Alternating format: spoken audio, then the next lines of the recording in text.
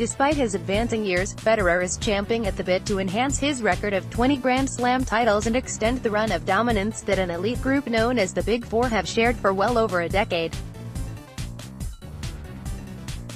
Federer, Rafael Nadal and Novak Djokovic have won a staggering 51 of the 62 Grand Slams since the 2003 edition of Wimbledon. Last year saw no sign of an end to their reign. The trio shared the 2018 crop of Grand Slams.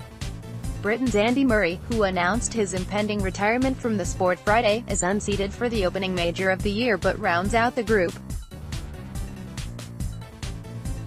He has 3 Grand Slam trophies to his name, along with a respectable degree of tour success. Am I confident? I dunno, the Swiss master Federer told CNN's Christina McFarlane before the start of the Open on Monday. I've been training really well, I've had another great season this year, still happy playing, and I won the last 2 Australian Open editions, so yeah, I definitely should be going in there with confidence. Despite his groaning trophy cabinet, Federer, widely considered the greatest male tennis player of all time, has dropped down the pecking order in recent years, with both Serbia's Djokovic and Spain's Nadal currently ahead of him in the world rankings. Djokovic in particular looks set to continue to dominate the sport for a while yet. The Serb, who ended a lull to win the last 2 of the 4 majors in 2018, looks set to be an irresistible force again this year. With a record equaling 6 Australian Open titles under his belt, he is at least as likely a winner in Melbourne as his longtime friend and rival, Federer. The Serb, current number 1 in the ATP rankings, is the tournament top seed. Djokovic has had great success in Australia, he's won it 6 times, and the way he finished last year, it's hard not to say it'll be him, tennis legend and broadcaster John McEnroe told journalists. Federer has positioned himself to have a good run. It's hard to pick, so where are the youngsters? Incredibly, there has yet to be a men's Grand Slam winner who was born in the 1990s.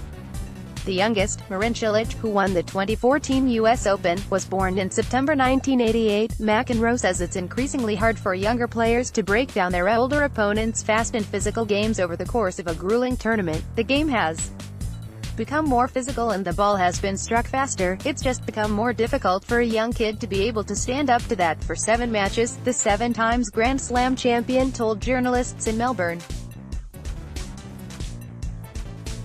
It could be up to another veteran to break the foursome's grip on the tour. By the numbers, Juan Martín del Potro. Cilic could summon up the grit and resolve he showed to beat Kei Nishikori in straight sets at Flushing Meadows in 2014. Kevin Anderson, runner-up to Djokovic at last year's Wimbledon, could also present a challenge. Still, McEnroe feels a corner is about to be turned. I believe this year will be the year that you are going to see one of these young kids break through, he said. Many pundits, McEnroe included, believe Germany's Alexander Zverev, Federer's Hopman Cup final opponent, is the most likely candidate to step up and snatch a Slam trophy.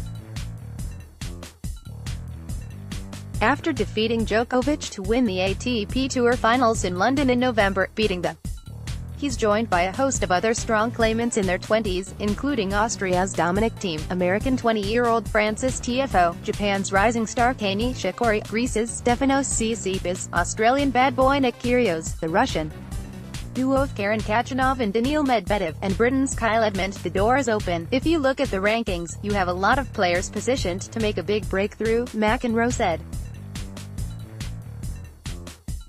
I believe there will be a changing of the guard this year.